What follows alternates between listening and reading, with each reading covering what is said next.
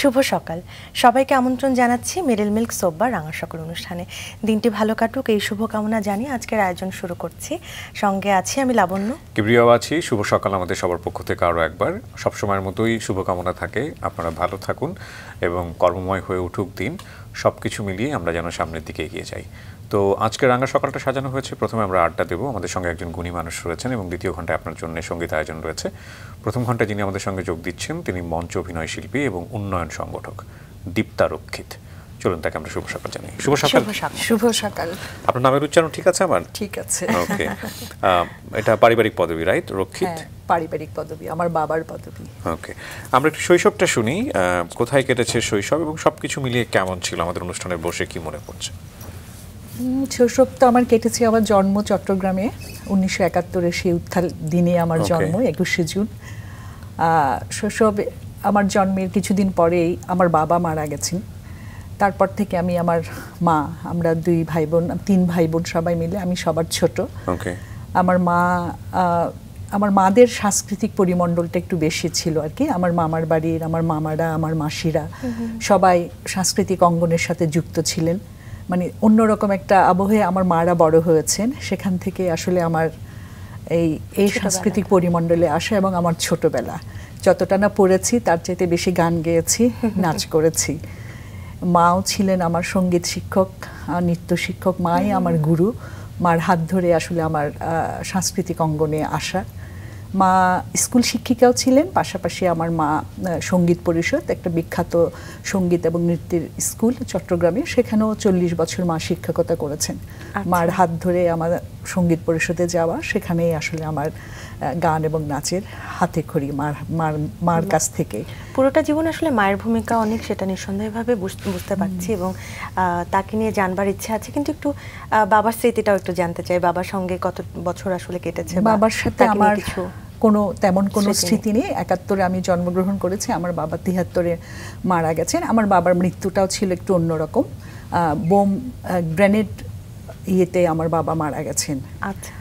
করে 71-এর পরপর তো অনেক সময় অনেকের কাছে আসলে অনেক রকমের ইয়ে ছিল। আমার বাবা আমার মার জন্য, আমি যেহেতু হয়েছি, আমার মা একটু অসুস্থ ছিল, আমার মার জন্য ওষুধ আনতে গিয়ে আমার বাবা ওখানে আসলে ওই ঘটনার মধ্যে আসলে। এটা কি 71-এর পরের ঘটনা? 73-এর ঘটনা।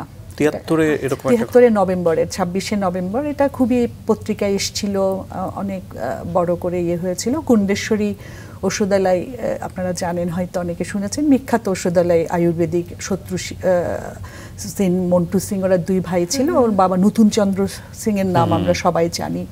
ইয়ে করে ওদের দোকানে আসলে আয়ুর্বেদিক ওষুধ কিনতে গিয়েছিল আমার মার জন্য। তখনই ওখানে একটা গ্রেনেড বাস্ট করে, আমার বাবাই আসলে স্পট ডেড হয়ে যায়। এটা কি এই গ্রেনেডটা কি মানে উদ্দেশ্যপ্রণোদিত ছিল নাকি ওখানে? ওটা ঠিক আসলে আমরা বলতে পারিনি, কারণ আমার মা আসলে ওভাবে করে, আমার বাবা কোনো পলিটিক্যাল লোক ছিলেন না। আমার বাবা একটা ইংলিশ ফার্মে চাকরি করতেন, আমার মা শিক্ষকতা করতেন। আমাদের খুবই ছোট্ট একটা পরিবার, সাধারণ একটা পরিবার। কিন্তু আমার বাবা ওখানে ওই মুহূর্তে যাওয়াতে আমার বাবা আসলে সেটা শিকার হয়েছিলেন। তারপর থেকে মাকে নিয়ে আমাদের জীবন। লাইক আপনার বাবার কোনো স্মৃতিই নাই বলতে গেলে? আমার কাছে একেবারেই নেই, আমার কাছে কিছুই নেই। 2 বছর আমার। রাইট। সো মাকেই আপনি বাবার ভূমিকায় দেখেছেন, মায়ের ভূমিকায় দেখেছেন, এবং এরকম একটা পরিবারে বড় হয়ে ওঠা, মায়ের স্ট্রাগলটা দেখা, নিজের বড় হয়ে ওঠা, বাবার অভাবটা অনুভব করা, কেমন ছিল শৈশব আসলে? এই কালচারালি ইম্প্যাক্টের বাইরে যদি বলি, শৈশবটা তো আসলে ভালো হবার কথা না। আজকে থেকে এত বছর আগের কথা আসলে খুবই, যদিও আমরা তখনকার দিনে আসলে প্রতিবেশীদের একটা ভালো ভূমিকা ছিল। আসলে প্রতিবেশীরা আসলে আমাদেরকে যথেষ্ট সহযোগিতা করতো, আদর করতো, আমার মাকে সাপোর্ট করতো। এই জায়গাগুলো একটু অন্যরকম ছিল। কষ্ট তো একটু ছিল যখন বন্ধুরা দেখতাম তার বাবা মার হাত ধরে স্কুলে যাচ্ছে বা বাবার হাত ধরে কোথাও যাচ্ছে, সে জায়গায় তো একটা শূন্যতা ছিলই। কিন্তু আশেপাশে যে পারিপার্শ্বিকতা ছিল সেখান থেকে আসলে সেই স্মৃতিটা, অনেক খেলাধুলা, অনেক কিছু প্রতিবেশীর সাথে আদান প্রদান, সবার বাসায় যাওয়া, সব কিছু মিলে আর কি। আমার বাবা থাকতে আমরা যে জায়গায় ছিলাম ওখানেই আসলে আমার 12 বছর কেটেছে। যে কারণে আসলে সবাই জানতো বিষয়টা, সবার আদর ভালোবাসাটাই আসলে আমার কাছে খুব বেশি মনে পড়ে। আর মানসিকভাবে যেটা বিষয় আছে যে বাবার অভাব অনুভব করা, মাকে স্ট্রাগল করতে দেখা দিনের পর দিন, এটা তো একটা অন্যরকম একটা জায়গা তৈরি করে আসলে মাকে এভাবে। তবে আমার মা খুবই শক্তভাবে আসলে এটা হ্যান্ডেল করেছে। একসাথে স্কুলে চাকরি করতেন, পাশাপাশি আবার সঙ্গীত এবং নৃত্য শিক্ষিকা হিসেবে কাজ করতেন। এই সব কিছুর মধ্য দিয়ে আসলে আমার শৈশবটা বেড়ে ওঠা আর কি। লেখাপড়ার বাইরে আসলে আমার জগতে ছিল আমরা হয় গান করব না হয় নাচ করব, এটার মধ্যে আসলে আমাদের জগৎটা ছিল। আমরা পিকনিক করছি, আমরা 16 ডিসেম্বর পালন করছি, আমরা পহেলা বৈশাখ পালন করছি, দুর্গা পূজা করছি, ঈদে সবার বাড়িতে যাচ্ছি, অন্যরকম একটা বিষয় ছিল। একেবারে উৎসব আমেজ সবসময় আসলে থাকতো। এই জায়গাটা আসলে অনেক বেশি আসলে অনুভব করি আর কি। আজকে যখন দেখি আসলে আমার মেয়ে কোথাও যাবার জায়গা পায় না, সবার ফ্ল্যাট বন্ধ, তখন আমি চিন্তা করি এরকম হলে তো আসলে আমাদের বড় হতে খুব কষ্ট হতো এই জায়গাটা। ওটাই আসলে অনেক বেশি মনে পড়ে। এই দিনের পর দিন সঙ্গীত স্কুলগুলো আসলে এত বেশি ছিল, কিছুদিন পর পর তাদের ফাংশন থাকতো, নৃত্যনাট্য করছি, অভিসার করছি, কালমৃগয়া করছি, মানে অনেকগুলো বিষয়ের মধ্যে আসলে রিহার্সাল করছি। তখন আমরা আসলে আমার শৈশবের একটা বড় অংশ সময় আমি খেলাঘর করেছি। আপনারা শুনেছেন কিনা আমি জানি না, তখন কিন্তু পাড়ায় পাড়ায় খেলাঘর একটা কালচার ছিল। ছোট ছেলে মেয়েদেরকে সাথে নিয়ে খেলাঘরের ভাইরা বিভিন্ন রকমের প্রোগ্রাম, গান শিখাচ্ছে, বিভিন্ন খেলাঘরের আপনার সম্মেলন হচ্ছে, চাঁদা তুলছি, সবার ঘরে ঘরে গিয়ে চাঁদা তুলে, বিভিন্ন অফিসে চাঁদা তুলে। আসলে তখন তো পৃষ্ঠপোষকতার ওই জায়গাটা এভাবে দাঁড়ায়নি। যাদের মন মানসিকতা একটু সংস্কৃতির দিকে ছিল তারাই আসলে এটা পৃষ্ঠপোষক করতো। এভাবে কিছু আসলে লাইক মাইন্ডেড মানুষের সাথে আসলে খেলাঘরের স্মৃতিটাও একটা অন্যরকম। অনেক বন্ধু, অনেক বড় ভাই সবাইকে পেয়েছি, সবাই সবার বিপদ আপদ সব কিছু নিয়ে আসলে সুন্দরভাবে বেড়ে ওঠার একটা সময় গেছে। বলছিলেন আপনারা 3 ভাই বোন, ভাই বোনদের সম্পর্কেও একটু জানতে চাই, কেমন বন্ডিং ছিল সেটা নিয়েও জানবার ইচ্ছা আছে, কিন্তু আমরা যতটুকু আপনার সম্পর্কে জানি সেটা একটু দর্শকদের জানিয়ে আসবো। দীপ্তা রক্ষিত একজন মঞ্চ অভিনয় শিল্পী, উন্নয়ন সংগঠক। পারিবারিক পরিমণ্ডলে সাংস্কৃতিক চর্চা শুরু তার। মা গান, থিয়েটার, নৃত্যের সঙ্গে যুক্ত ছিলেন। সেই সুবাদে থিয়েটারে যোগ দেন 80-র দশকের শেষের দিকে। 1988 সালে গণায়ন নাট্য সম্প্রদায়ের শেষ সংলাপ নাটকে অভিনয়ের মধ্য দিয়ে গ্রুপ থিয়েটারে যাত্রা শুরু। অতিকায় অজগর, খ্যাপা পাগলার পেঁচাল নাটকগুলোতে অভিনয় করেন। নান্দিমুখ নাট্যদলে যোগ দিয়ে দূর রজনীর স্বপন, বেলা অবেলার গল্প নাটকেও অভিনয় করেন। পাশাপাশি কাজ করেছেন ঢাকা থিয়েটার আর্ট ইউনিট ও পালাকারের সাথেও। একই সাথে দীপ্তা রক্ষিত একজন উন্নয়ন সংগঠকও। উইনরক ইন্টারন্যাশনাল কান্ট্রি রিপ্রেজেন্টেটিভ ও আশ্বাস প্রকল্পের প্রকল্প পরিচালক তিনি। উইনরক ইন্টারন্যাশনাল সুইজারল্যান্ডের সহায়তায় মানব পাচার প্রতিরোধ ও সার্ভাইভারদের সুরক্ষা কার্যক্রমের অংশ হিসেবে বাংলাদেশে আশ্বাস প্রকল্প বাস্তবায়ন করছে। প্রকল্পটি 2018 সাল থেকে দেশের মানব পাচারের ঝুঁকিপ্রবণ 10টি জেলা মানব পাচার বিরোধী কার্যক্রম বাস্তবায়ন করছে। আমরা এসব বিষয়গুলো নিয়ে কথা বলবো। তার ছোটবেলায় ছিলাম, সেখানে আবারও ফিরছি। যে পরিবারে আসলে বড় হয়েছেন এবং যেমনটা আসলে বলছিলাম যে আপনারা 3 ভাই বোন ছিলেন, আপনি বড়? আমি সবার ছোট। আচ্ছা। আমার বড় ভাই প্রবীর রক্ষিত, সেও খুব ভালো তবলা বাজাতো, এবং আমার বোন শিল্পী রক্ষিত, সেও খুব ভালো গান গাইতো, নাচও করতো, গানও গাইতো। আমরা 3 ভাই বোনে আসলে মার সাথে আসলে এই বিষয়গুলোর সাথে যুক্ত ছিলাম। একসাথেই বড় হয়েছি আমরা দীর্ঘদিন। তারপর তো বড় বোনের বিয়ে হয়ে গেল, কিন্তু কাছাকাছি আছি সবাই। চট্টগ্রামে সে থাকে, মার বাসার খুবই কাছে। সবার সাথে আমরা 3 জনই খুবই আসলে এখনো পর্যন্ত আমাদের সেই সখ্যতা, সেই পুরনো দিনগুলো যদিও কেউ ধরে রাখেনি। আমার দাদাও ধরে রাখেনি তবলা বাজা, আমার বোনও ধরে রাখেনি গানের জগৎ, সংসার সবকিছু নিয়ে সেও ব্যস্ত। আমি শুধু এখনো পর্যন্ত আসলে এই চাকরির সবকিছু সামাল দিয়ে থিয়েটারটাকে ধরে রেখেছি। ওভাবে করে তার গান আর নাচ করা হয় না, কিন্তু থিয়েটারের মধ্য দিয়ে যতটুকু করা সম্ভব ততটুকু করছি। সবারই তো নিজের একটা স্বপ্ন থাকে যে বড় হয়ে এটা হবো ওটা হবো, কি চিন্তা করতেন আসলে? আমরা চট্টগ্রামে যখন গ্রুপ থিয়েটার চর্চাটা শুরু করেছি, আসলে আমাদের স্বপ্ন আসলে অত বেশি দূর যাবার কোনো সুযোগ ছিল না। আমরা চট্টগ্রামের যে সীমিত যে পরিসর, আমাদের যে শিল্পকলা একাডেমির এসি নেই, ভালো আসলে বসার জায়গা নেই, সব কিছুর মধ্য দিয়ে আসলে স্বপ্ন যে দেখব ওভাবে করে তো শুরু করতে হবে। যে ছোট্ট পরিসরে শুরু করেছিলাম, কিন্তু একটা ডেডিকেশন ছিল যে নাটক দিয়ে যে আসলে সমাজ পরিবর্তনের একটা কথা বলা যায়, সেই ডেডিকেশনটা ছিল আসলে। ওটার থেকে আসলে আমার আমি যদি উন্নয়ন কার্যক্রমে কিভাবে এসেছি, ওটাই কিন্তু আমাকে তৈরি করেছে যে আমি অন্য কোনো সেক্টরে যাব না, আমি এ ধরনেরই কিছু সমাজের জন্যই কিছু কাজ করে যাব। আমার এই ইচ্ছাটা, ওই স্বপ্নটাই যে থিয়েটারটা নিয়ে যাতে আমি অনেক দূর পর্যন্ত যেতে পারি। তখন আমি আমার মাস্টার্স শেষ হবার পরে আমি কিন্তু একেবারেই পিওর সায়েন্স থেকে আসলে আমার এমএসসি করা প্রাণীবিদ্যা বিভাগে, কিন্তু আমি চলে গেছি ডেভেলপমেন্ট সেক্টরে। সেই নাটকেই, থিয়েটারেই কিন্তু আমার মধ্যে এই জিনিসটা তৈরি করে দিয়েছিল আসলে। আমি তখন চট্টগ্রামে Bangladesh institute of theatre arts beta, খুবই মানে সাংস্কৃতিক উন্নয়ন নিয়ে তারা কাজ করতো। সেখানে আমি 1998 সনে আসলে আমার কাজ শুরু করি। আমার পেশাটা ওখান থেকে আসলে শুরু, প্রথম আমার চাকরি হচ্ছে এখানে। তারা আসলে কাজ করত সাংস্কৃতিক একটা বিনিময়ের মাধ্যমে আসলে মানুষের মনোসামাজিক উন্নয়নটা করা। খুবই পছন্দ হয়েছিল আমার সেই কনসেপ্টটা। আমি দীর্ঘ 12 বছর কিন্তু চট্টগ্রামে সেই বিটা উন্নয়ন সংগঠনে কাজ করেছি। তারা বেশ আসলে চট্টগ্রাম একেবারে অধিকাংশ জায়গায় তারা তাদের এই যে জেলে, আমার প্রথম কাজ হয়েছে জেলে শিশুদের সাথে, আমার প্রথম কাজ হয়েছে কর্মজীবী মায়েদের সাথে। আমি কাজ করেছি বস্তিতে প্রথমে, আসলে সেই শিশুদের সাথে কাজ করেছি। ওদের সাথে কাজ করতে গিয়ে আসলে আমার স্বপ্নটা আসলে এর আগে তৈরি হয়নি। এদের সাথে আমার কাজ করতে গিয়ে আমার মনে হয়েছে যে এই সেক্টরেই তো আসলে আমি কিছু করতে পারবো। আমি থিয়েটার নিয়ে হয়তো সেই শিল্পকলা একাডেমি, সেখানে দর্শকের মধ্যে আমাকে হয়তো সীমিত থাকতে হবে, কিন্তু আমি যদি এই মানুষগুলোর সাথে কাজ করতে পারি। আমার একেবারে প্রথমেই কাজ হয়েছিল বস্তিবাসী এক শিশুদের সাথে ওদেরকে থিয়েটার করানো। ওরা তো একটু অন্যরকম জীবনে অভ্যস্ত, ওদেরকে আস্তে আস্তে করে আসলে কেন কি আমি নিজের কথা কিভাবে বলতে পারি, তাহলে বলার ক্ষেত্রটা কোথায়? থিয়েটার হচ্ছে বলার ক্ষেত্র, আমাকে সবাই শুনবে। ওদের কথা শুনতাম যে কেউ ওদেরকে আসলে মানুষ হিসাবে মনে করে না। দোকানে যখন যাই, ছোট ছোট ছেলে মেয়েরা তাদেরকে দোকানদার হ্যারাস করছে, কারণ তাদের কোনো আসলে মূল্য ছিল না। তখন আমি একটু একটু করে তাদেরকে আসলে যে এই জায়গাটাতে যখন তুমি দাঁড়িয়ে কথা বলবে, 10 জন তোমাকে দেখবে, তুমি নিজের থেকে আসলে মনে করবে যে হ্যাঁ, আমার ভেতরেও কিছু আছে, যে মানুষ আমাকে শোনে, মানুষ আমাকে দেখে। আমরা আসলে যারা ওই সময়টাতে বড় হয়েছি, বা আপনাদের জেনারেশন, আপনাদের পরবর্তী জেনারেশন, আমাদের লাইফে মেন্টরের অভাব খুব কম ছিল। মানে মেন্টর ছিল না বললেই চলে, যে এটা করলে এটা হওয়া যায়, এটা করলে এটা হওয়া যায়।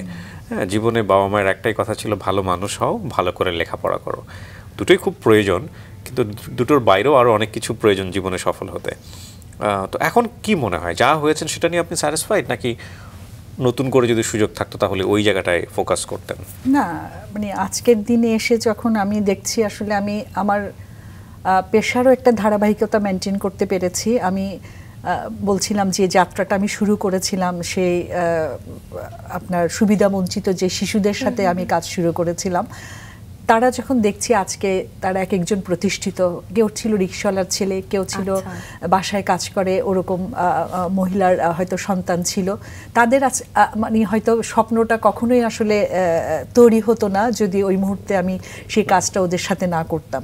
আজকে যখন দেখি তারা কেউ কেউ আসলে উন্নয়ন সংগঠনে কাজ করছে, কেউ ভালো চাকরি করছে, তখন আমার কাছে মনে হয় যে আসলে স্বপ্ন কি, আসলে আমি কি করতে পারি। আসলে আমি হয়তো বড়জোর একটা ডাক্তার হতে পারতাম, আমি ইঞ্জিনিয়ার হতে পারতাম, কিন্তু এই যে মানুষের সাথে কাজ করার, মানুষকে তৈরি করার একটা জায়গা, তার স্বপ্ন পুনর্নির্মাণ করার যে একটা জায়গায় কাজ করার সুযোগ পেয়েছি, আমি মনে করি অদ্যবধি আসলে আমি হয়তো সংগঠন চেঞ্জ করেছি, কিন্তু আমি এখনও যে সার্ভাইভারদের সাথে কাজ করছি, মানব পাচার থেকে ফিরে আসা, আমার মনে হয় আমি ধারাবাহিকতা রাখতে পেরেছি। কাজে আমার কোনো আসলে ওরকমই নেই। হ্যাঁ, আমি একটু হয়তো আমার নিজের ভালো লাগার জায়গা ছিল একটু গান করা, একটু নাচ করা, আমি সেখানে হয়তো সময় দিতে পারছি না। যেভাবে করে আসলে আমার মঞ্চে যতবার ওঠার কথা, যেটা বলছিলাম, আসলে চট্টগ্রাম তো আসলে সুযোগের খুবই সীমিত সুযোগ না, ওই সীমিত সুযোগের মধ্যে দিয়ে এদিন আসলো মাত্র এসি হল পেয়েছি আমরা, বেশি দিন হয়নি।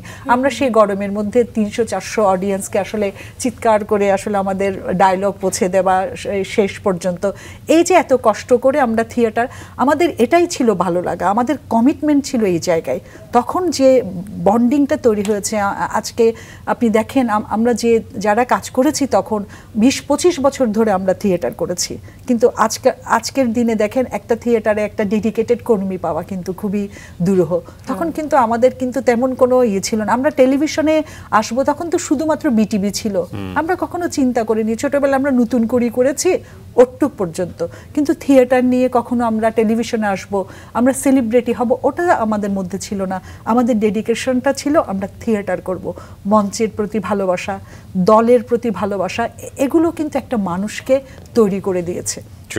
আমি মনে করি যে আমি যদি থিয়েটারে না আসতাম, আমার জীবনটা হয়তো, আমি বড়জোর মেডিকেলে ভর্তি হয়ে একজন ডাক্তার হতাম, আমার জীবনটা কিন্তু অন্যদিকে যেত।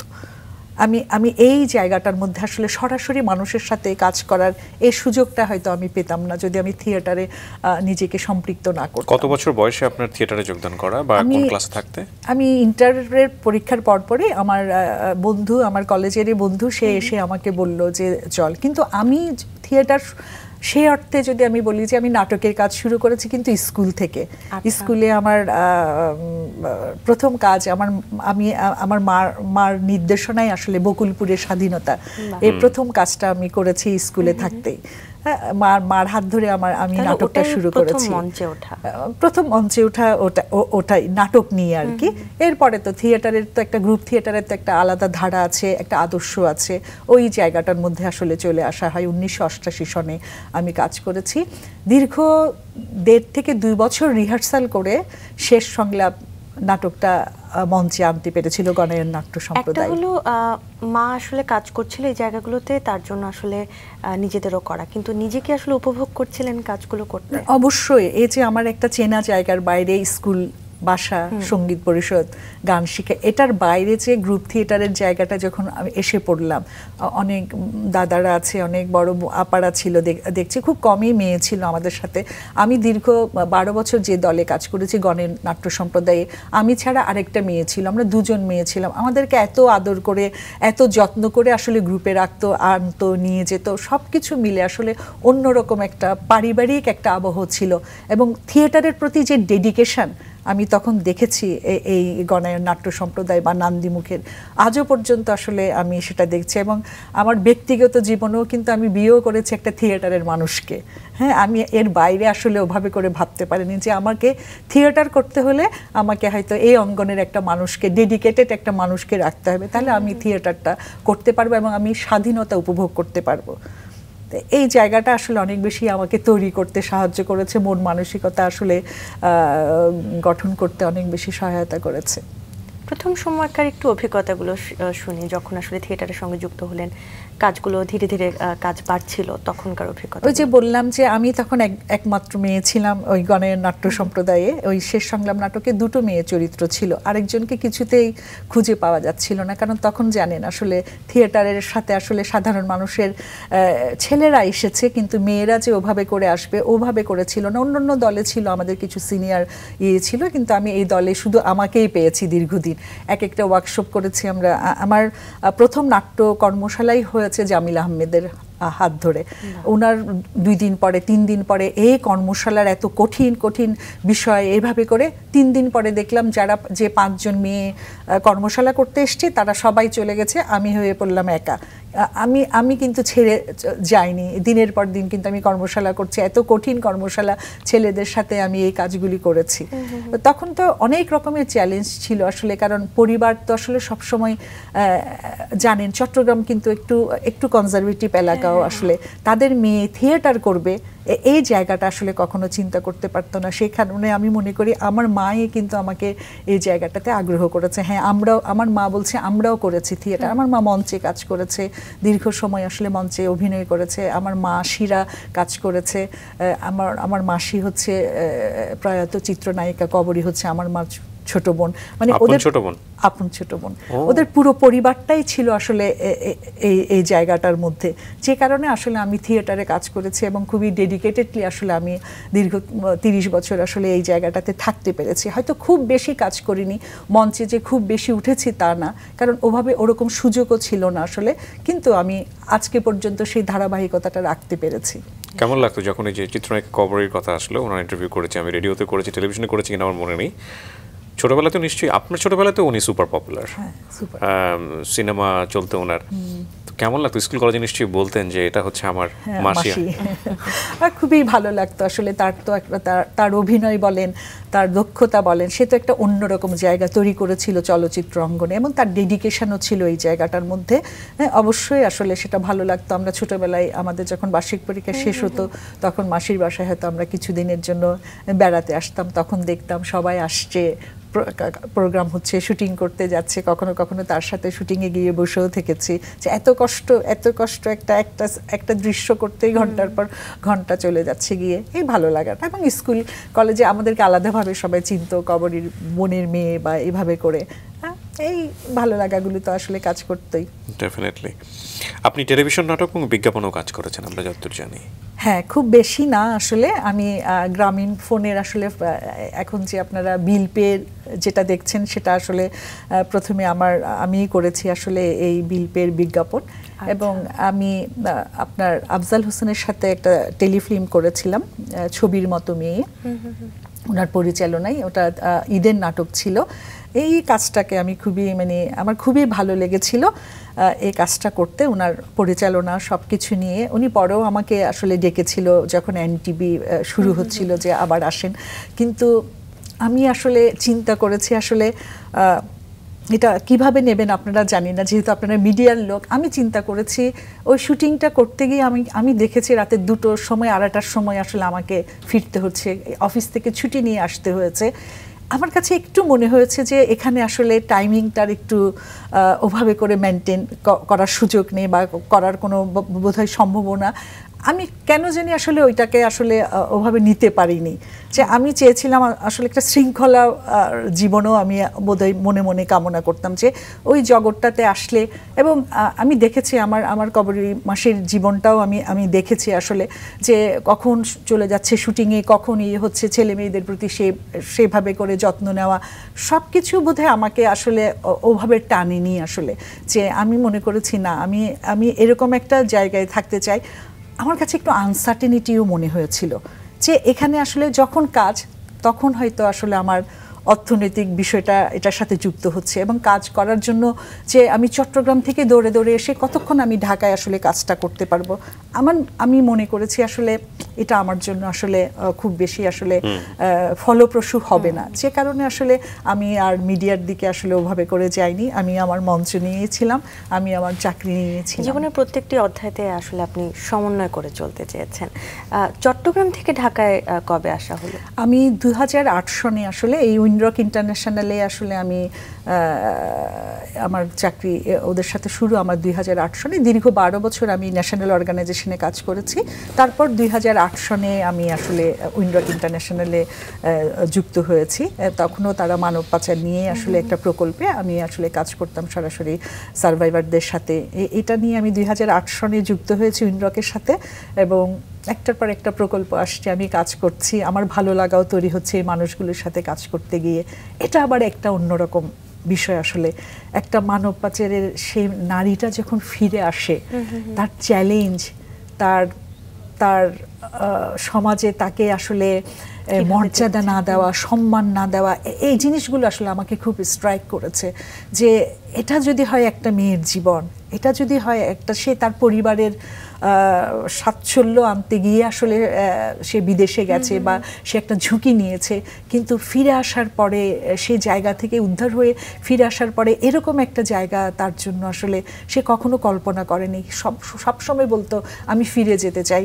আমরা ইন্ডিয়া থেকে অনেক মেয়েকে উদ্ধার করে এনেছি দেশের মধ্যে, যে আমি মা বাবার কাছে ফিরে যেতে চাই, কিন্তু মা বাবা যখন সামাজিক একটা প্রতিবন্ধকতার কারণে এই মেয়েগুলোকে বাড়িতে নিয়ে যেতে পারছে না, এটা আমার মধ্যে একটা তাড়না তৈরি করেছে যে না, এই জায়গাটাতে তাহলে আমি এদের জন্য কিছু কাজ আসলে শুরু করি। যে কারণে 2008 সনে আমি এই মানব পাচার প্রকল্পের সাথে সরাসরি যুক্ত হয়ে আজকে 2024 পর্যন্ত আসলে আমার এই কন্টিনিউটিটা। কি করেন আপনারা এখানে? আমরা আসলে যে মেয়েগুলো আসলে ফিরে আসে, উদ্ধার হয়ে ফিরে আসে, সে মেয়েগুলোকে আপনি জানেন যে মানব পাচারের আসলে কোনো পরিবার বলতে চায় না আসলে তাদের পরিবারে একজন পাচার থেকে ফেরত কোনো মানুষ আছে। এটা নারীদের ক্ষেত্রে তো আরও বেশি প্রতিবন্ধকতা, পুরুষদের ক্ষেত্রে হয়। আমাদের প্যাট্রিয়ার্কাল সোসাইটিতে আসলে একটা পুরুষ আসলে কখনোই এডমিট করে না সে পাচারের শিকার হয়েছিল, সে কিন্তু কাউকে বলতে পারে না। নারীর এক ধরনের চ্যালেঞ্জ, পুরুষের এক ধরনের চ্যালেঞ্জ।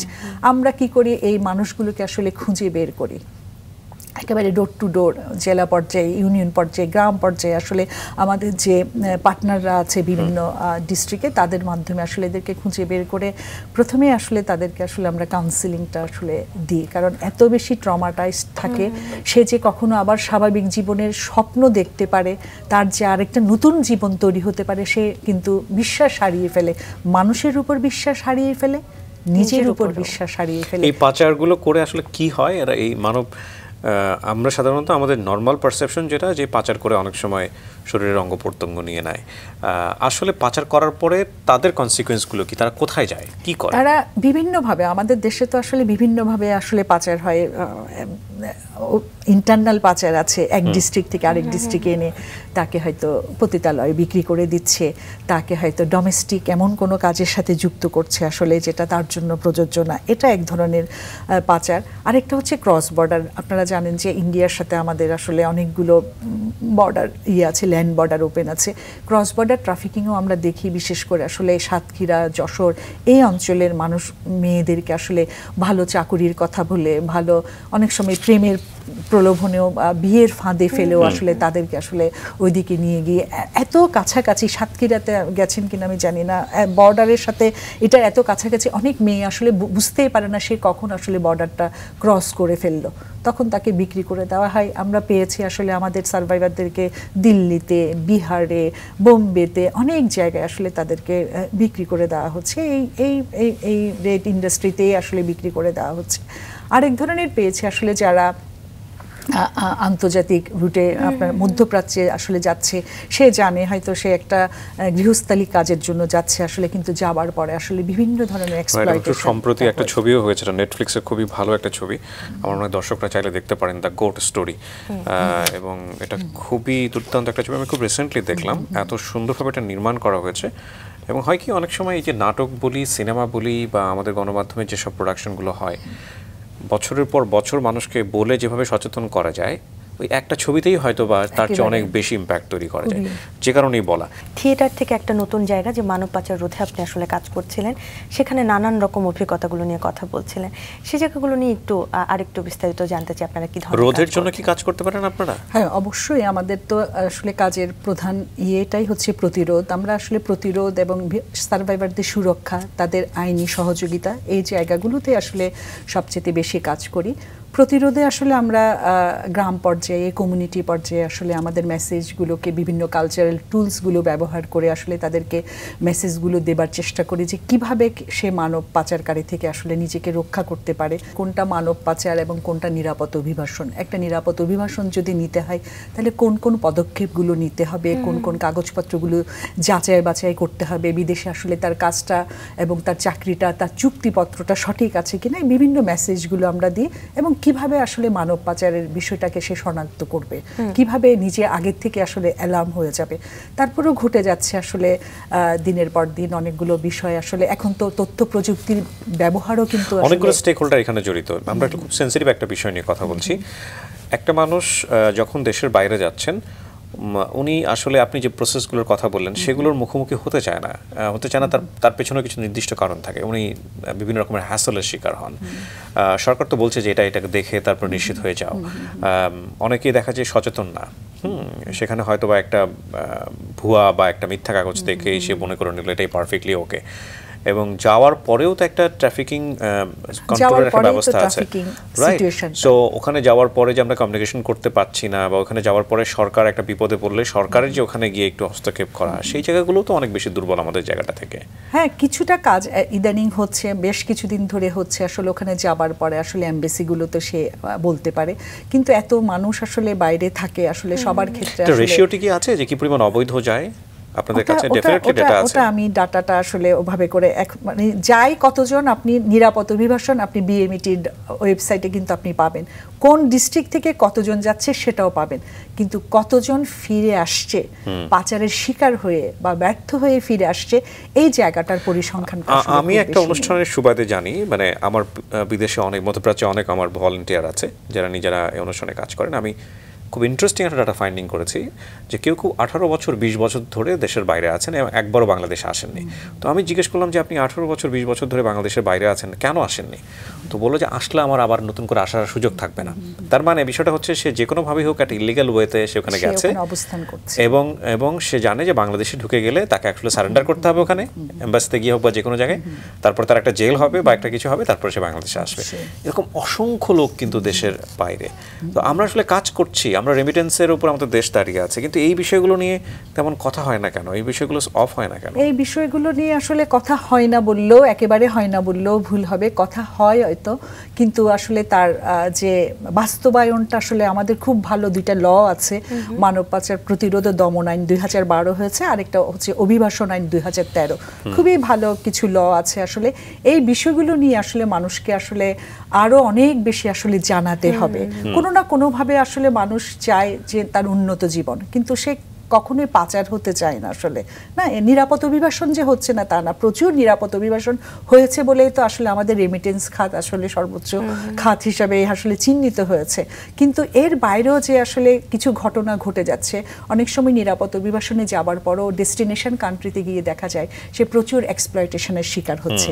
যেভাবে তার সাথে যে স্যালারিটা তার পাওয়ার কথা, যে জীবনমানটা তার পাওয়ার কথা, যেভাবে করে তার দেশের আসার কথা, কোনো কিছুই আসলে বাস্তবায়ন হচ্ছে না। বিশেষ করে নারীদের ক্ষেত্রে অনেক সময় দেখা যায় একটা কাজের কথা বলেছে, একটা বাসায় সে কাজ করবে, কিন্তু আমরা এমন কেস পেয়েছি যে তাকে আসলে 7-8টা বাসায় আসলে কাজ করতে হচ্ছে।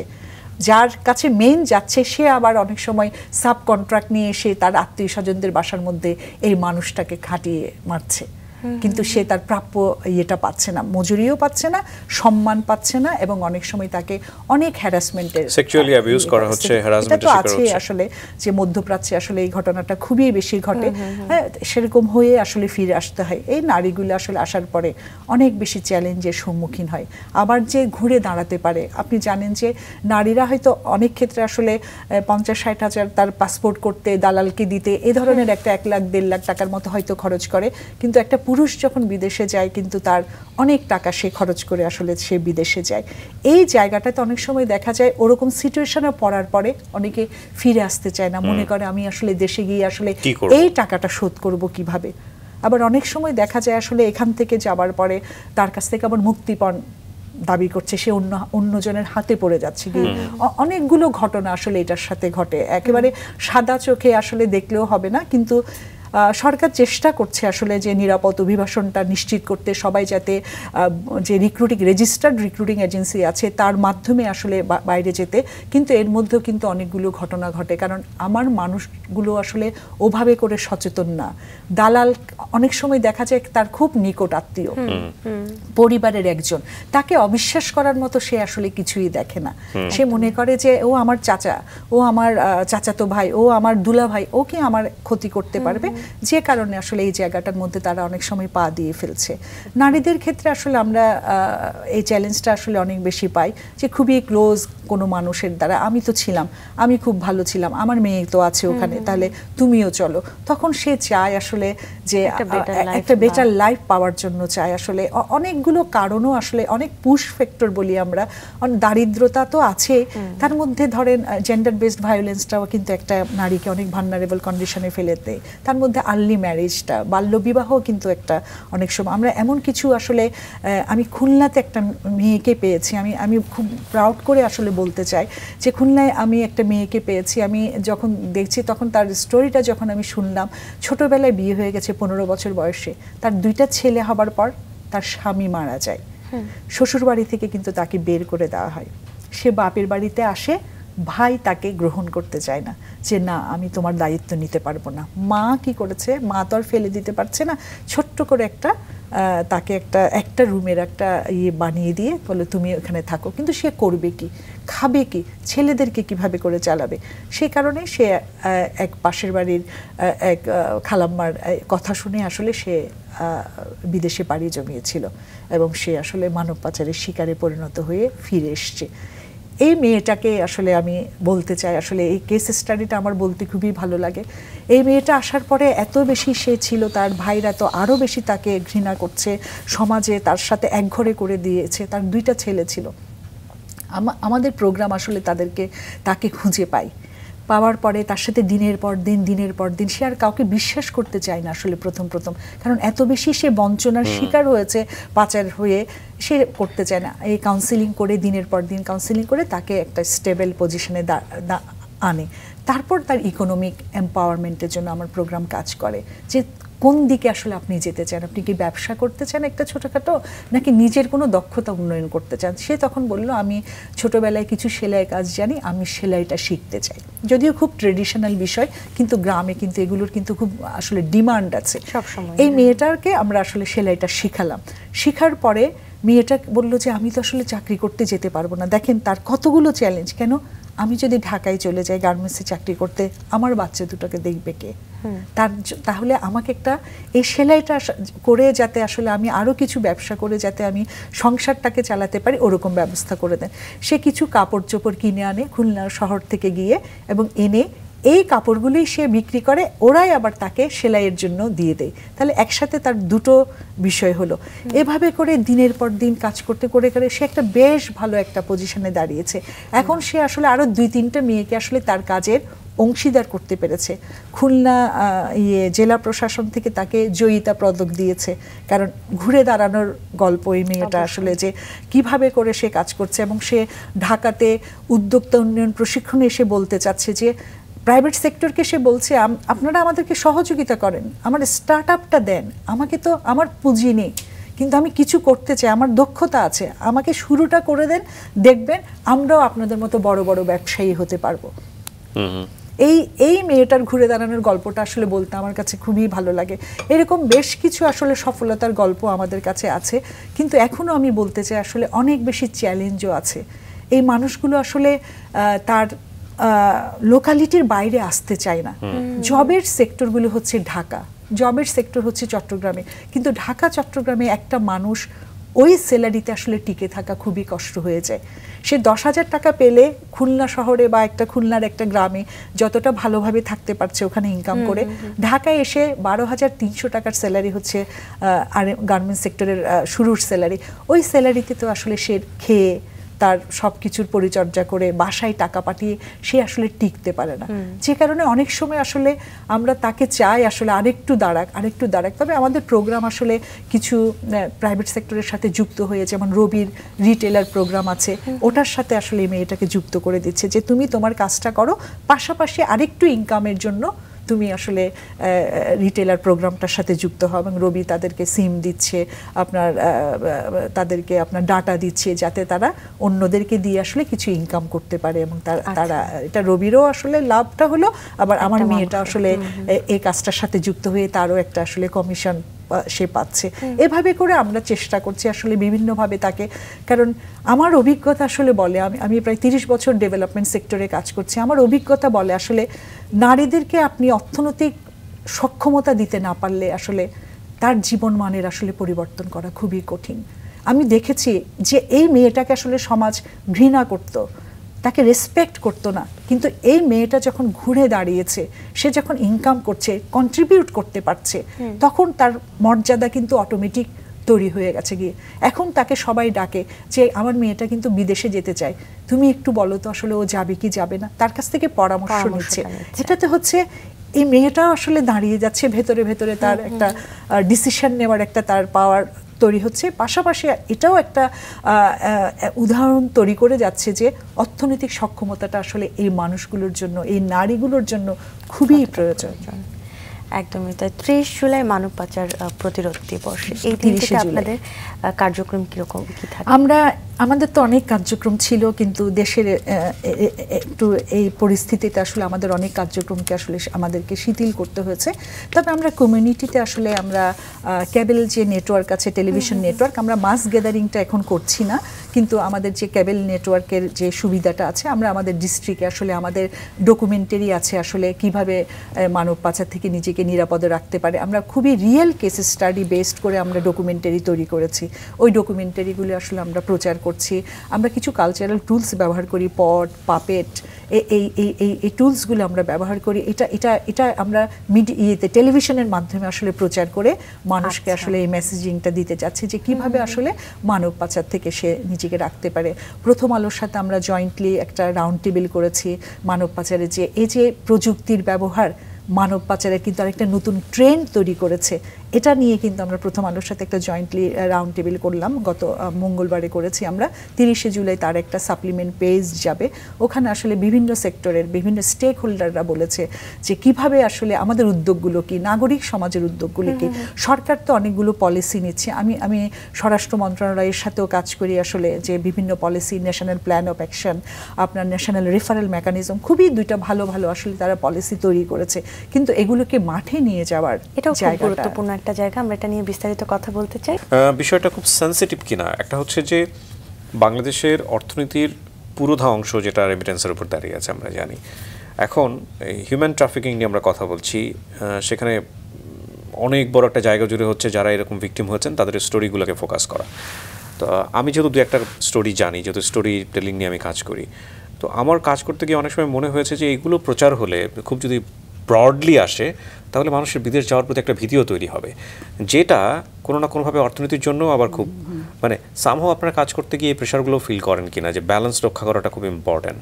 না, অবশ্যই এটা তো আমাদের দায়িত্ব আসলে, যে সরকারের পাশাপাশি এই জায়গাটাতে কাজ করা। আপনার নিরাপদ অভিবাসনটা কিভাবে হতে পারে সেই মেসেজটা কিন্তু আমরা প্রথমেই দিচ্ছি। নিরাপদ অভিবাসনটাকে আসলে নিশ্চিত করার জন্য আসলে আমরা কাজ করতে চাই, কারণ এই মানুষটা স্বপ্ন দেখেছে বিদেশ যাবে, এবং আমরা স্বপ্ন দেখেছি এই মানুষটা বিদেশ গিয়ে আসলে ইকোনমিতে কন্ট্রিবিউট করবে। কাজে ওই জায়গাটাকে আসলে অনেক বেশি আসলে আমরা প্রাধান্য দিয়ে থাকি যে সে কিভাবে যেতে পারে, এই মেসেজিংটা কিন্তু আমরা দিই। পাশাপাশি আসলে মানব পাচার থেকে কিভাবে নিজেকে, কারণ এটা খুবই পরিষ্কার, নিরাপদ অভিবাসনটা আরও নিশ্চিত হবে যদি মানব পাচারের এই ছোট ছোট ঘটনাগুলোকে, এই ছোট ছোট জায়গাগুলোকে যদি আমরা সঠিকভাবে অ্যাড্রেস করতে পারি।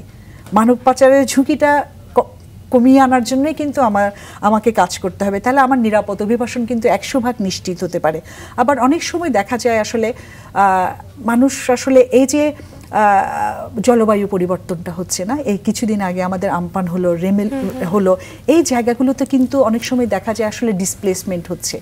এই সময় কিন্তু ইন্টারনাল কিছু মানুষ আসলে এই সুযোগটা নিচ্ছে, এই ভালনারেবল কমিউনিটিকে আসলে বিভিন্ন প্রপোজালগুলো তখন দিচ্ছে এই জায়গাগুলোকে। কাছে আমার কাছে মনে হয় প্রতিরোধে কাজ করাটা আসলে অনেক বেশি গুরুত্বপূর্ণ, যে কিভাবে আসলে এই সময় এই দুর্যোগে আমাদের দেশ যেহেতু জলবায়ু পরিবর্তনের একটা বড় শিকার হচ্ছি আমরা আসলে কিছুদিন পর পর, এখন আরও বেড়েছে। আসলে আমার কাছে মনে হয় আসলে মানুষকে আসলে এই সংক্রান্ত মেসেজিংগুলো দেওয়া, তারা কিভাবে আসলে তাদের লাইভলিহুডগুলো তৈরি করবে, এই ক্লাইমেট রেজিলিয়েন্স লাইভলিহুড কিভাবে তৈরি করতে পারবে, এই জায়গাগুলোকে আসলে প্রান্তিক মানুষগুলোকে কিন্তু আরও বেশি আসলে দক্ষতা উন্নয়ন করতে হবে। সেখানে আসলে আমাদের কার্যক্রমগুলো পৌঁছাতে হবে, এটা সরকারি পর্যায়ে পৌঁছাতে হবে, বেসরকারিভাবেও আমাদের পৌঁছাতে হবে। না হলে এগুলো তো আসবে, আসলে এই চ্যালেঞ্জগুলো আসবে, এই চ্যালেঞ্জগুলোকে মোকাবেলা করে কিভাবে থাকতে পারছে। আমরা প্রযুক্তির ব্যবহার, আপনারা জানেন যে কোভিডের সময়, কোভিডের পূর্ববর্তী এবং কোভিডের পরবর্তী মানব পাচারের ট্রেন্ডের মধ্যে পরিবর্তন হয়েছে। এখন অনেক বেশি টিকটক, লাইকি, বিঙ্গো, এগুলোর মাধ্যমে কিন্তু এই ছোট ছোট মেয়েগুলোকে, যারা আসলে সবসময় ইন্টারনেটের মধ্যে থাকছে, কিশোর কিশোরীরা, তারাই তো সবচেয়ে বেশি ইউজার, তাদেরকে আসলে আমরা ওই প্ল্যাটফর্মটাকে মধ্যে তাদেরকে মেসেজটা দিতে চাচ্ছি যে এই যে তুমি টিকটকের প্রপোজালটা তুমি যে নিচ্ছ, তুমি কি একটু যাচাই করেছো, তুমি কি একটু দেখেছো আসলে এই প্রপোজালটা আসলে করতুক। কারণ এটাতে মানুষ সহজ রাস্তা খুঁজে পেয়েছে।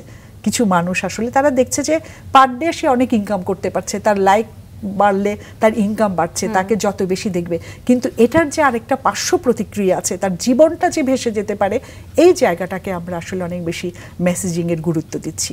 কারণ পাচার তো আসলে শুধুমাত্র এক দেশ থেকে অন্য দেশে না, আমার এক জেলা থেকে অন্য জেলায় হচ্ছে, অনগ্রসর জেলা থেকেও আসলে অগ্রসর জেলাগুলোর মধ্যে হচ্ছে। ক্লাইমেট যে ডিস্ট্রিক্টগুলো আছে, সাতক্ষীরা, খুলনা, এই জায়গাগুলো থেকেও কিন্তু আসলে এক একটা ঘূর্ণিঝড় হচ্ছে, এক একটা সময় আসলে মানুষ এখান থেকে বেরিয়ে আসছে, তারা হয়তো সেকেন্ডারি আসলে ট্রাফিকিং এর শিকার হচ্ছে, হয়তো বস্তিতে চলে আসলো, এখান থেকে তাকে কাজের কথা বলে হয়তো তাকে ঢাকা থেকে হয়তো তাকে আসলে অন্যভাবে আসলে তাকে এক্সপ্লয়েট করলো। এই মেসেজিংগুলো যদি মানুষের মধ্যে দেওয়া যায়, প্রান্তিক মানুষগুলোর মধ্যে, এবং আমাদের আসলে যারা এই কাজগুলো করছে বেশ কিছু যদি আমরা দৃষ্টান্তমূলক শাস্তি দিতে পারি, এটা কিন্তু সবচেয়ে বেশি বড় প্রতিরোধ হবে। প্রসিকিউশনটা আসলে অনেক বেশি ইম্পর্টেন্ট আসলে, কারণ এটা একটা ট্রান্সন্যাশনাল ক্রাইম। এটার মধ্যে আসলে যারা আসলে এই ক্রাইমের সাথে যুক্ত তাদেরকে কিন্তু শাস্তির আওতায় আনতে হবে, তাহলে অন্যরা কিন্তু করবার আগে দুবার ভাববে আসলে যে আমি আসলে এই কাজটা করব কি করব না এই জায়গাগুলোতে। আর নিরাপদ অভিবাসন নিশ্চিত তো আমাদেরকে করতেই হবে, কারণ আমার দেশের অর্থনীতির জায়গা যদি সচল রাখতে হয় এই জায়গাটাকে, এটাকেও আমরা খুবই গুরুত্বের সাথে, আমার যে সুইজারল্যান্ডের সহযোগিতায় যে আশ্বাস প্রোগ্রামটা আমি এখন দেখছি, সেখানে কিন্তু আমরা খুব গুরুত্বের সাথে আসলে এটাকে অ্যাড্রেস করছি আসলে এই জায়গাটায়। এছাড়া তো সরকারের কিছু আসলে নীতি নির্ধারণ করেছে তারা, আসলে আমি যেটা বলছিলাম যে জাতীয় কর্ম পরিকল্পনা করেছে মানব পাচার প্রতিরোধ ও দমনের উপর, ন্যাশনাল রেফারেল মেকানিজম করেছে যে কিভাবে একজন ভিকটিম আসলে খুব স্ট্যান্ডার্ড সহযোগিতাটা পেতে পারে, কে তাকে উদ্ধার করে আনবে, কে তাকে আফটার কেয়ার সাপোর্ট দেবে, এটার জন্য একটা ভালো ফ্রেমওয়ার্ক তৈরি হয়েছে। এই ফ্রেমওয়ার্ক নিয়ে যদি আমরা আসলে বাস্তবায়ন করতে পারি, সরকারের পাশাপাশি বেসরকারি সংস্থাগুলো যদি কাজ করে, আমার কাছে মনে হয় যে একটা ভালো জায়গা আসলে তৈরি হবে। পাচারকে পুরোপুরি হয়তো আমাদের প্রতিরোধ করা সম্ভব হবে না, কিন্তু আমরা কিছুটা জায়গায় অন্তত আমরা কাজ করতে পারবো, আর এই ভিকটিমগুলোকে আমরা আসলে সহযোগিতা দিতে পারবো। আপনাদের নিশ্চয়ই ডেটা আছে যে আপনারা এই পরিমাণ ভিকটিমদেরকে নিয়ে কাজ করেছেন এবং সাকসেস রেট এরকম। আমি আমার প্রকল্পের কথাই বলতে পারি। 2018 থেকে 22-এর মধ্যে আসলে আমরা প্রায় 5000 ভিকটিম নিয়ে কাজ করেছি। তার মধ্যে আসলে বেশ একটা ভালো পার্সেন্টেজে আসলে তারা নিজেদের ব্যবসা শুরু করেছে, যে দক্ষতা উন্নয়নের কাজগুলি করেছে। আমরা নারীদেরকে একটু নন ট্রেডিশনাল ট্রেডে আনতে চেয়েছি, মোবাইল সার্ভিসিংয়ের সাথে তারা যুক্ত হোক, তারা একটা ভালো ব্যবসা করুক। এ ধরনের আসলে আমরা বিভিন্ন প্রাইভেট সেক্টর, এসিআই, প্রাণ, এদের সাথে তাদেরকে লিঙ্কেজ করে দিয়েছি যাতে মার্কেটে তাদের প্রোডাক্টগুলোকে তারা নিয়ে আসতে পারে। আর 2023-এ তো মাত্র শুরু করলাম আমরা, এখনও আমরা মাত্র 1600 জনকে আসলে আইডেন্টিফাই করতে পেরেছি যারা আসলে বিদেশ থেকে আসলে এরকম হয়ে ফিরে এসছে। তারা আশা করি আসলে একটা ভালো জায়গায়, মানে অনেক বড় পার্সেন্টেজ। আমি 5000 জনকে কাজ করেছি, 5000 জনের আসলে যে একেবারে দাঁড় করিয়ে দিতে পেরেছি এটা আমি দাবি করতে চাই না, কিন্তু একটা মেসেজ অন্তত পেয়েছে যে এই মানুষগুলো দ্বিতীয়বার আর ভিকটিম হবে না। তার কাছে এখন একটা দক্ষতা আছে, তার কাছে সিদ্ধান্ত নেবার মতো তার কাছে আসলে কিছু ইনফরমেশন আছে, সে এখন আসলে ভবিষ্যৎটা দেখতে পায়। চমৎকার। প্রায় 16-17 বছর আসলে এই জায়গাটায় কাজ করছেন। আপনাদের মধ্য দিয়ে আসলে আমরা ভালোটা দেখতে চাই এবং পরিবর্তনটা আসবে। তো আপনার কাজের প্রসঙ্গে আসতে চাই, থিয়েটারের জীবনটা আরেকবার ফিরতে চাই। ঢাকায় বিভিন্ন থিয়েটারের সঙ্গে আপনার কাজ করা হয়েছে, সেগুলো নিয়ে একটু জানতে চাই। বর্তমানে কি কি ধরনের কাজ করছেন সেগুলো নিয়ে একটু। আচ্ছা, ঢাকায় তো বলেছি আমি থিয়েটার আর্ট ইউনিট এবং পালাকারের সাথে আমি কাজ করেছি। পালাকারের হয়ে আসলে আমি সৈয়দ শামসুল হকের এবং আতাউর রহমানের নির্দেশনায় দুটো কাজ করেছি, বাংলার মাটি বাংলার জল, আর একটা হচ্ছে নারীগণ। আর থিয়েটার আর্ট ইউনিটের হয়ে SM সুলাইমান এবং রোকেয়া রফিক এর নির্দেশনায় আমিনা সুন্দরী, এই নাটকটাতে আমি অনেক ওদের সাথে আমি দীর্ঘ শো করেছি, অনেকগুলো শো করেছি, প্রায় 10 বছর আসলে ওদের সাথে আমি এই নাটকটা নিয়ে কাজ করেছি। বর্তমানে আসলে আমার একটা একক নাটক চলছে নান্দিমুখের আমি যে দলের, আমি তো বলেছি আমি চট্টগ্রামের নান্দিমুখের, এটাই কিন্তু আমার মূল আইডেন্টিটি। আমার হাজব্যান্ডও কিন্তু এই নাট্যদলের কর্ণধার, অভিজিৎ সেনগুপ্ত, সেও পুরোপুরি থিয়েটারের সাথে যুক্ত। তার বিভিন্ন আসলে সে প্রবন্ধ লিখছে থিয়েটারের উপর, তার কিছু বইও বের হয়েছে।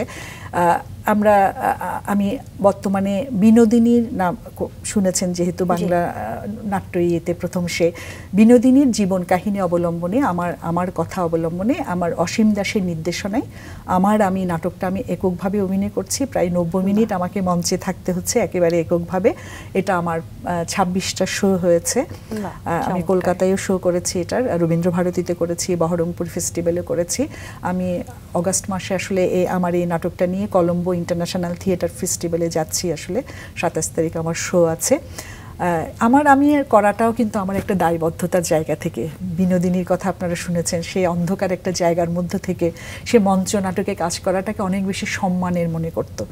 যখন আসলে থিয়েটারটাকে আসলে কুৎসিত স্থান বলে মনে করা হতো, যেখানে আসলে শিক্ষিত মানুষের কোনো পদাচারণা ছিল না, তখন কিন্তু তিনি আসলে থিয়েটারে এসেছিলেন এবং থিয়েটারটাকে অন্যভাবে নিয়েছিলেন।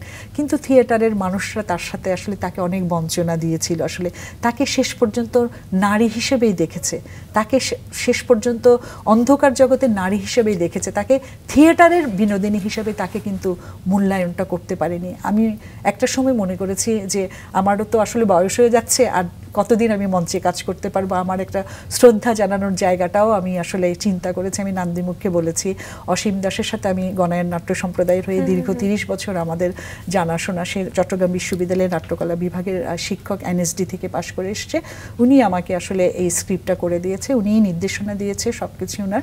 আমি 90 মিনিট স্টেজে আসলে এই কাজটা করছি। আমার নিবেদন, থিয়েটারটা যে আসলে খুবই হেলাফেলার জায়গা না, এটা যে একটা অনেক বড় ত্যাগ তিতিক্ষার পরে আসলে একটা নারী আজকে যে তো আমি দাঁড়াতে পারছি, সেই বিনোদিনীর পথটা সৃষ্টি করেছিল বলে, এবং তার প্রতি আমার সম্মান এবং শ্রদ্ধা জানিয়ে আসলে আমি এই নাটকটা শো করছি। গত মাসেও আমি ঢাকায় শিল্পকলায় শো করলাম। এভাবে করে একটু আমাকে ব্যালেন্স করতে হয় আর কি আসলে। সো নাটকের দর্শক কেমন এখন? নাটকের দর্শক আসলে খুব বেশি যে আমি সেটা বলবো না, একটা শ্রেণীর মানুষ আসলে নাটকের দর্শক। আমরা কিন্তু খুব বেশি দর্শক আসলে তৈরি করতে পারিনি, খুব বেশি আসলে ছড়িয়ে দিতে পারিনি আসলে। গ্লোবালি বোধহয় না, সারা বিশ্বব্যাপী ব্যাপারটা এরকম। সারা বিশ্বব্যাপী আমি আসলে ওভাবে করে বলতে চাই না, কারণ আমি থিয়েটার নিয়ে আসলে বিভিন্ন দেশে গেছি। আমি আপনার ডেনমার্কে গেছি, আমি USA, আমার কর্মসূত্রে USA-তে গিয়েও আমি থিয়েটারে দেখেছি। না, আছে একটা মানুষ আছে, কিন্তু থিয়েটার নিয়ে যে মাস পিপলের কাছে যাওয়ার যে একটা জায়গা, আরও যে কিছু দর্শক মানুষকে আসলে তৈরি করার জায়গা, ওখানে কিন্তু এখনো পর্যন্ত আমরা আসলে খুব বেশি সফল হয়েছি তা না, এখনো আমাদেরকে অনেক বেশি আসলে প্রতিবন্ধকতার মুখোমুখি হতে হয়। ইন্ডিয়াতে দেখেন, তারা যারা থিয়েটার করছে, বড় বড় দলগুলো, অন্য থিয়েটার বা চাকদহ থিয়েটার, এরা কিন্তু একটা সরকারের কাছ থেকে কিন্তু একটা পৃষ্ঠপোষকতা পায়। কিন্তু আমাদের দেশে বলেন, থিয়েটার করে কিন্তু আমি থাকতে পারিনি থিয়েটারে, আমাকে কিন্তু পেশার জন্য, কর্মের জন্য কিন্তু আমাকে অন্য সেক্টর বেছে নিতে হয়েছে। হ্যাঁ, আমার হাজবেন্ডও হয়তো ফুল টাইম করতে পারছে না, তাকেও হয়তো একটা ব্যবসার সাথে যুক্ত থাকতে হয়েছে। এই কিছু মানুষকে যদি আসলে সরকারের পক্ষ থেকে আসলে এই যে যদি তার অর্থনৈতিক জায়গাটাকে যদি নিশ্চিত করা যেত, আমি মনে করি থিয়েটারের জায়গাটাকে মানুষ আসলে আরো অনেক বেশি সিরিয়াসলি নিতে পারত। কিছু মানুষকে অন্তত থিয়েটার আসলে পেত যে ফুল টাইম কাজ করতে পারছে। একদমই তাই। আপনার একটি কন্যা সন্তান রয়েছে, ছোট করে শুনে তাকে নিয়ে ইচ্ছে কি আছে? আমার একটা মাত্র মেয়ে, অধরা ঐন্দ্রিলা ওর নাম।